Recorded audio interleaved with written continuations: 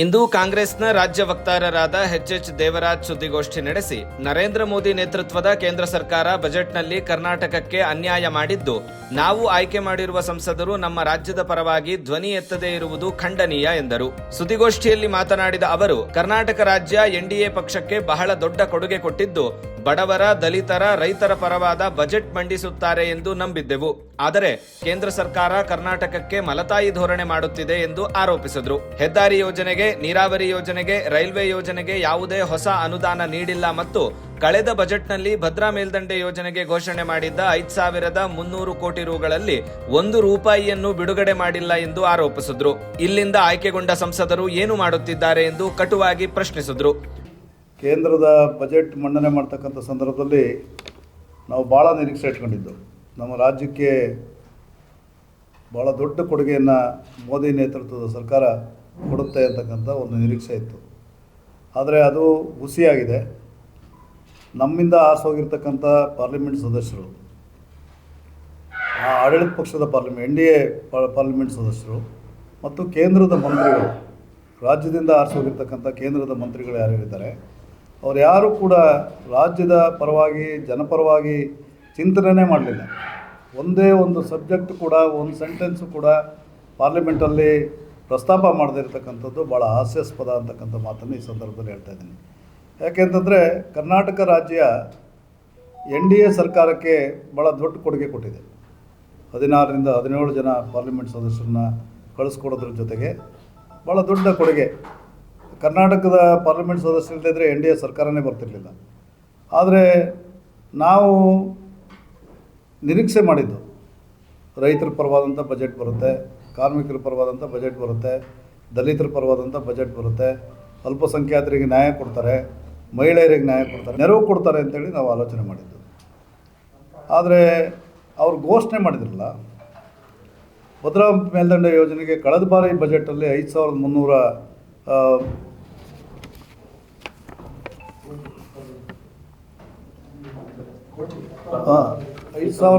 ಕೋಟಿ ಡಿಕ್ಲೇರ್ ಮಾಡಿದರು. ಇವತ್ತಿನವರೆಗೂ 1 ರೂಪಾಯಿ ಕೊಡಲಿಲ್ಲ. 1 ರೂಪಾಯಿ ಕೊಡಲಿಲ್ಲ. ನಾವೇನು ಹೇಳಬೇಕು ಇವರಿಗೆ? ಕರ್ನಾಟಕದ ಸಂಪೂರ್ಣ ವಿರೋಧಿಯಾಗಿ ಕೆಲಸ ಮಾಡ್ತಾಯಿದೆ ಎನ್ ಡಿ ಎ ಸರ್ಕಾರ, ಸಂಪೂರ್ಣ ವಿರೋಧಿ. ಕರ್ನಾಟಕ ರಾಜ್ಯಕ್ಕೆ ಮಲತಾಯಿ ಧೋರಣೆನ ಏನಾದರೂ ಇದು ಮಾಡ್ತಾ ಇದ್ದಾರೆ ಅಂದರೆ ಅದು ಎನ್ ಡಿ ಎ ಸರ್ಕಾರ, ಮೋದಿಯವರ ನೇತೃತ್ವದ ಸರ್ಕಾರ.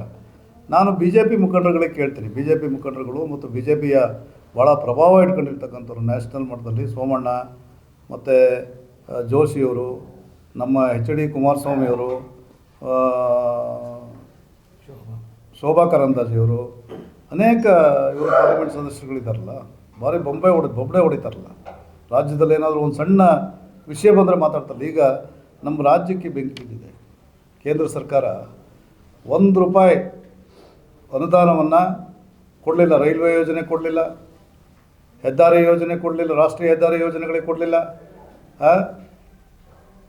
ನೀರಾವರಿ ಕೊಟ್ಟಿಲ್ಲ. ಯಾವುದೇ ಅಭಿವೃದ್ಧಿಗೆ ಹಣ ಕೊಡೋದಲ್ಲೇ ನಮ್ಮ ಯಾರೋ ಒಬ್ಬರು ಪಾರ್ಲಿಮೆಂಟ್ ಸದಸ್ಯರು ಅನಾಗರಿಕ ಮಾತಾಡಿದ್ರು ಮೊನ್ನೆ ಪಾರ್ಲಿಮೆಂಟ್ ಇದು ಬಂದಾಗ, ಸಬ್ಜೆಕ್ಟ್ ಬಂದಾಗ, ಯಾವುದೋ ನಾನು ಮೀಡಿಯಾದಲ್ಲಿ ನೋಡಿದೆ. ರಾಷ್ಟ್ರೀಯ ಹೆದ್ದಾರಿ, ಒಂದು ಹೆದ್ದಾರಿನ ಸೇರಿಸೋದಕ್ಕೆ ಪ್ರಯತ್ನಗಳು ಮಾಡಿದ್ದೀವಿ ಅಂತ. ಅಲ್ಲರಿ, ನಿಮಗೆ ಕಾನ್ಸೆಪ್ಟೇ ಇಲ್ಲ. ನಿಮಗೆ ಕೇಂದ್ರದ ಬಜೆಟ್ ಬಗ್ಗೆ ಕಾನ್ಸೆಪ್ಟ್ ಇಲ್ಲ, ರಾಜ್ಯದ ಅಭಿವೃದ್ಧಿ ಬಗ್ಗೆ ಕಾನ್ಸೆಪ್ಟ್ ಇಲ್ಲ, ರಾಜ್ಯಕ್ಕೆ ಯಾವ್ಯಾವ ಯೋಜನೆಗಳನ್ನು ತರಬೇಕು ಅಂತಕ್ಕಂಥ ಕಾನ್ಸೆಪ್ಟ್ ಇಲ್ಲ ನಿಮಗೆ. ಯಾವುದೋ ಒಂದು ಹೆದ್ದಾರಿ ಸೇರಿಸೋದಕ್ಕೆ ಪ್ರಯತ್ನ ಪಟ್ಟಿದ್ದಾರಂತೆ. ಇವ್ರದ್ದು ಇದೇನ ಕೊಡುಗೆ? ನಾವು ಇವ್ರನ್ನ ಆರಿಸಿ ಕಳಿಸಿರೋದು ಈ ವಿಚಾರಕ್ಕೆ. ಅನೇಕ ಕಾಂಗ್ರೆಸ್ ಸರ್ಕಾರ, ಯು ಪಿ ಎ ಗೌರ್ಮೆಂಟ್ ಇದ್ದಾಗಲೂ ನೋಡಿದ್ದೀವಿ ನಾವು, ಬೇರೆ ಬೇರೆ ಸರ್ಕಾರ ಇದ್ದಾಗಲೂ ನೋಡಿದ್ದೀವಿ ನಾವು, ಜನತಾ ಪರಿವಾರದ ಸರ್ಕಾರ ಕೇಂದ್ರದಲ್ಲಿ ಆಡಳಿತ ಮಾಡ್ತಾ ಇರ್ತಕ್ಕಂಥ ಸಂದರ್ಭದಲ್ಲೂ ನೋಡಿದ್ದೀವಿ. ಆದರೆ ನಮ್ಮ ರಾಜ್ಯಕ್ಕೆ ಇಷ್ಟೊಂದು ಹೀನಾಯ ಪರಿಸ್ಥಿತಿ ಬರೋಂಥ ರೀತಿಯಲ್ಲಿ ಯಾವುದೇ ಕೇಂದ್ರ ಸರ್ಕಾರನೂ ಕೂಡ ನಡ್ಕೊಂಡಿಲ್ಲ. ಯಾವ ಕೇಂದ್ರ ಸರ್ಕಾರನೂ ಕೂಡ ನಡ್ಕೊಂಡಿಲ್ಲ. ಆದರೆ 16ರಿಂದ 17 ಜನ, ಎಷ್ಟು ಜನ ಪಾರ್ಲಿಮೆಂಟ್ ಸದಸ್ಯರು ಹೋಗಿರೋದು ಅಂದರೆ ನಮ್ಮ ಶಿವ 17 ಎಷ್ಟೋ ಒಂದು ಅಟ್ಲೀಸ್ಟ್ 17-18 ಇಷ್ಟು ಜನ ನಾವು ಆರಿಸಿ ಕಳಿಸಿದ್ದೀವಿ. ಕರ್ನಾಟಕ ರಾಜ್ಯದ ಜನರು ತನ್ನ ಮುಗ್ಧತೆಯನ್ನು ಪ್ರದರ್ಶನ ಮಾಡಿದ್ದಾರೆ. ಆದರೆ ಅವ್ರಿಗೆ ಏನಾದರೂ ಒಂದು ಕೊಡೋಣ ಅಂತಕ್ಕಂಥ ಭಾವನೆ ಇಲ್ಲ. ಇವತ್ತು ವೆಸ್ಟ್ ಬೆಂಗಾಲ್, ಯು ಪಿ, ಕೇರಳ, ತಮಿಳುನಾಡು ರಾಜ್ಯಕ್ಕೆ ಭಾಳಷ್ಟು ಯೋಜನೆಗಳನ್ನು ಹರಿಬಿಟ್ಬಿಟ್ಟಿದ್ದಾರೆ ಮೋದಿಯವರು. ಯಾಕೆ? ಅಲ್ಲಿ ಚುನಾವಣೆ ಇದೆ ಅಂತ. ಜನರಿಗೆ ಎಷ್ಟು ಟೋಪಿ ಹಾಕ್ತೀರಿ ನೀವು? ಹಾಂ, ಜನರಿಗೆ ಟೋಪಿ ಹಾಕ್ತಕ್ಕಂಥ ಕೆಲಸನ ಮಾಡೋದಲ್ಲ. ನೀವು ಈ ದೇಶದ ಪ್ರಧಾನಮಂತ್ರಿ, ನಾವು ಫೆಡರಲ್ ಸಿಸ್ಟಮಲ್ಲಿ ಇದ್ದೀವಿ. ನಮ್ಮ ರಾಜ್ಯನೂ ಕೂಡ ಒಂದು ಅವಿಭಾಜ್ಯ ಅಂಗ. ಕರ್ನಾಟಕ ರಾಜ್ಯ ಈ ದೇಶದ ಅವಿಭಾಜ್ಯ ಅಂಗ. ನಮ್ಗೆ ಯಾಕೆ ಮಲ್ತಾಯಿ ಧೋರಣೆ ಮಾಡ್ತೀರಿ ನೀವು?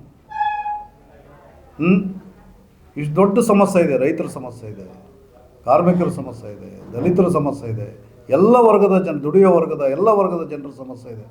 ಕಿಂಚಿತ್ತು ಒಂದು ನಯಾ ಪೈಸೆ ಕೊಡುಗೆ ಕೊಟ್ಟಿದ್ದೀರ ನೀವು? ನಾನು NDA ಸರ್ಕಾರದ ಮುಖಂಡರುಗಳಿಗೆ ಬಹಿರಂಗವಾದಂಥ ಇದು ಕೊಡ್ತಾಯಿದ್ದೀನಿ, ಆಹ್ವಾನ ಕೊಡ್ತಾಯಿದ್ದೀನಿ. ಬಜೆಟ್ ಬಗ್ಗೆ ಚರ್ಚೆಗೆ ಬರೋದಾದ್ರೆ ನಾವು ಸಿದ್ಧ ಇದ್ದೀವಿ. ಬರ್ತೀರಾ? ನೀವೇನಾದರೂ ಭಾಳ ದೊಡ್ಡ ಯೋಜನೆ ತಂದಿದ್ದಾರೆ. ರೈಲ್ವೆ ಮಂತ್ರಿ ಸೋಮಣ್ಣ ಬರೀ ಪಟಾಕಿ ಹೊಡ್ಕೊಂಡು ಓಡಾಡ್ತಾರಷ್ಟೇ. ಒಂದೇ ಒಂದು ಯೋಜನೆಗಳು.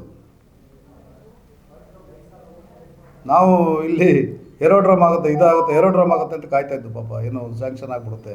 ಚಿಕ್ಕಮಗಳೂರು ಜಿಲ್ಲೆ ವಾಣಿಜ್ಯ ಸಂಪನ್ಮೂಲನ ಕೊಟ್ಟಿರ್ತಕ್ಕಂಥ ಜಿಲ್ಲೆ. ರಾಜ್ಯ ಬಿಟ್ಬಿಡಿ, ಚಿಕ್ಕಮಗಳೂರು ಜಿಲ್ಲೆನೇ ನಾವು ಯೋಚನೆ ಮಾಡೋಣ. ನಮಗೆ ಚಿಕ್ಕಮಗಳೂರು ಜಿಲ್ಲೆಗೆ 0 ಕೊಟ್ಟಿದ್ದಾರೆ, ರಾಜ್ಯಕ್ಕೂ 0 ಕೊಟ್ಟಿದ್ದಾರೆ. ನಮಗೆ ಒಂದು ರೀತಿ ಕೇಂದ್ರ ಸರ್ಕಾರ ಯಾವ ರೀತಿ ಆಡಳಿತ ಮಾಡ್ತಾಯಿದೆ ಅಂತ ಏನು ಆಡಳಿತ ಮಾಡ್ತಾಯಿದ್ರಿ? ಕರ್ನಾಟಕದ ಜನ 7 ಕೋಟಿ ಜನ ಏನು ನಾವು ನಿಮಗೆ ಮಾಡಿರ್ತಕ್ಕಂಥ ದ್ರೋಹ ಏನು? ನಿಮ್ಮ ಪಾರ್ಲಿಮೆಂಟ್ ಸದಸ್ಯರನ್ನ ಆರಿಸಿ ಕಳಿಸಿರೋದ? ಭಾಳಷ್ಟು ದೊಡ್ಡ ಯೋಜನೆಗಳಿದೆ. ಭದ್ರಾ ಮೇಲ್ದಂಡೆನೇ ತಗೊಳ್ಳಿ, ಬೇರೆ ಯಾವುದೂ ಬೇಡ. ಭದ್ರಾ ಮೇಲ್ದಂಡೆ ನೀವೇ ಹೇಳಿರ್ತಕ್ಕಂಥ ಘೋಷಣೆ 5300 ಕೋಟಿ. ನಾವು 5300 ಕೋಟಿ ಮೀಸಲಿಟ್ಬಿಟ್ಟಿದ್ವಿ. ಎಲ್ಲೋಯ್ತು ದುಡ್ಡು? RSS ಕಚೇರಿಗೆ ಹೋಯ್ತಾ? ಅಥವಾ BJP ಅವ್ರ ಜೋಬಿಗೆ ಹೋಯ್ತಾ? ಎಲ್ಲಿಗೆ ಹೋಯ್ತು ಅದು ಹಣ? ಅದು